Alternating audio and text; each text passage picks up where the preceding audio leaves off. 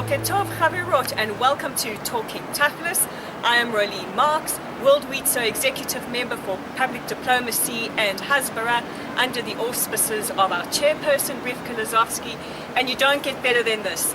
I'm on the rooftop at Honest Reporting, the premier watchdog organization for monitoring the media, and check out my view. We are in Jerusalem, and I'm about to speak to Simon Plosker, Honest Reporting's managing editor. Welcome to World Wizo Talking Tachlis. Thank you. Simon, Honest Reporting is a premier watchdog organization. Tell us more about the work that Honest Reporting does. Well, Honest Reporting was founded in the year 2001 by a couple of students in the UK who were so fed up with the media coverage that they were seeing during the Second Intifada that they decided to start an email list. Back in the days when email was a sophisticated form of communication. And they started sending out emails and alerts to all their friends and family, telling them, please deal with the BBC, with the Guardian, look what they're writing. And eventually it grew so huge, their list, that they actually had to hand it over, and Honest Reporting became an independent organisation. Today we have over 140,000 subscribers from all over the world, the US, UK, Canada, Israel as well, of course, and essentially what we do is we defend Israel against media bias. How do we do this? Well, we have obviously our email list. We analyse the media. We go through all of the English-speaking media every day, apart from Shabbat, of course, and we analyse and give the tools for people like you to be able to respond. So we'll give the information about where to send your letters to the editor. We'll give you the information you need to be able to recognise that media bias as well. And we get results, from minor corrections all the way to journalists being sanctioned for what they've written about Israel. Honest Reporting has always been kind of big brother to all of us who need that extra hand and sometimes need to call in the big guns when it comes to media bias.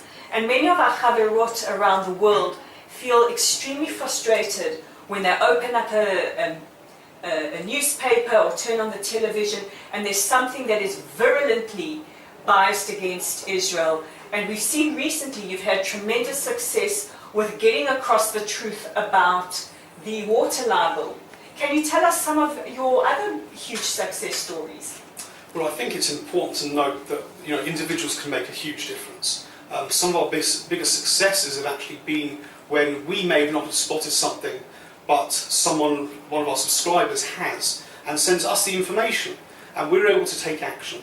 And it's definitely worth pointing out that even if you think that you may not make a difference, send in that letter, because if you send in that letter and thousands of other people do, then we can get a success. Now, I mentioned how individuals spotting things that we don't can make a difference. A number of months ago we had a case of National Public Radio, which is an incredibly important American media outlet. They put a map together on their website which erased Israel and replaced it with Palestine.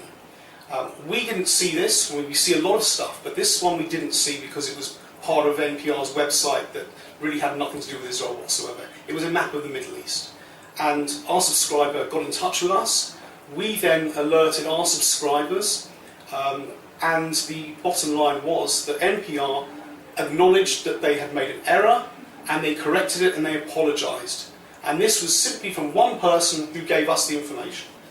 Simon, let's talk Tachlis. For many out there who take a keen interest in events happening in the Middle East, how do we determine as media consumers what is legitimate criticism of Israel and where it crosses the line and becomes anti-Semitism? Okay, so we're trying to make media consumers more aware of what they're reading. And there's two angles to this. One, we have whether it's professional journalism or not. So we've put together something called the 8 categories of media bias. We have an e-book called Red Lines, which we're also putting out on video as well.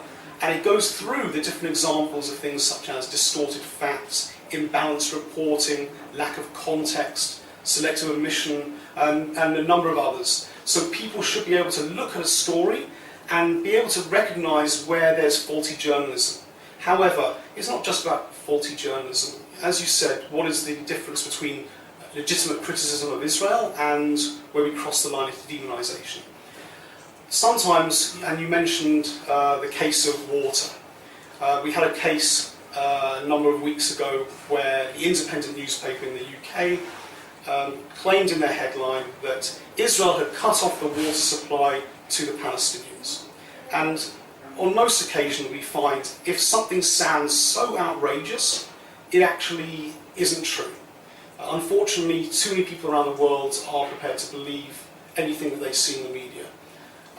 We traced the story to Al Jazeera, and in fact there was a case of faulty journalism anyway, because Al Jazeera had not actually consulted or got a quote from an Israeli source. It was purely from a Palestinian supposed eyewitness. And you should always look out for anything that says Palestinian eyewitnesses said, because one thing you can be sure of is it probably isn't reliable.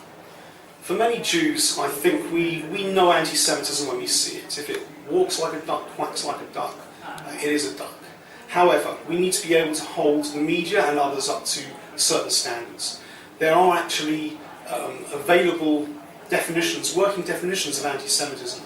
The US State Department has one online, and there's also a very similar one that has actually just been endorsed in the last couple of months by the Holocaust Remembrance Organisation, and that is backed by many, many Western governments as well.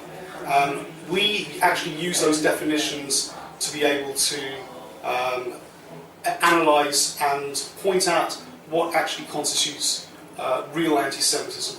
And one thing that I think needs to be stressed to so many activists out there is, even if you don't like what you're seeing, don't automatically assume that there's anti-Semitism behind it. By doing so, you kind of devalue the actual term itself.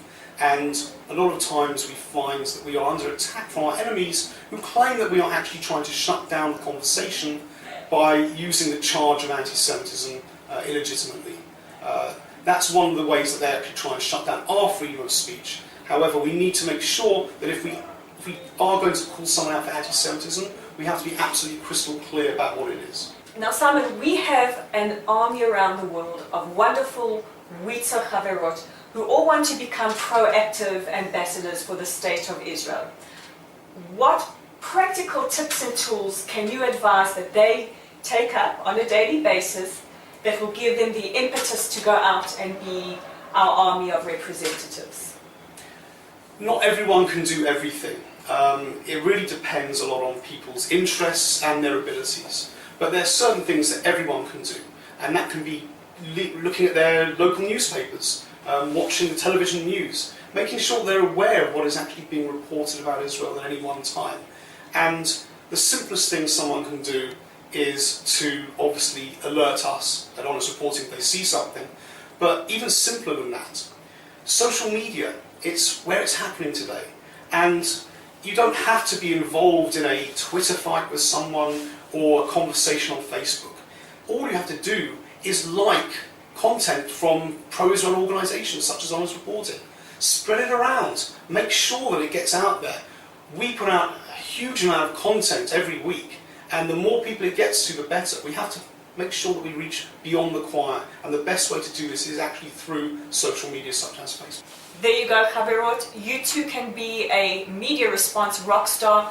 We've just spoken to Simon Plosker, Managing Editor of Honest Reporting. Check them out at www.honestreporting.com. I'm Marlene Marks for World Wizos Talking Tachlis. Until next time, Shabbat Shalom and a great weekend.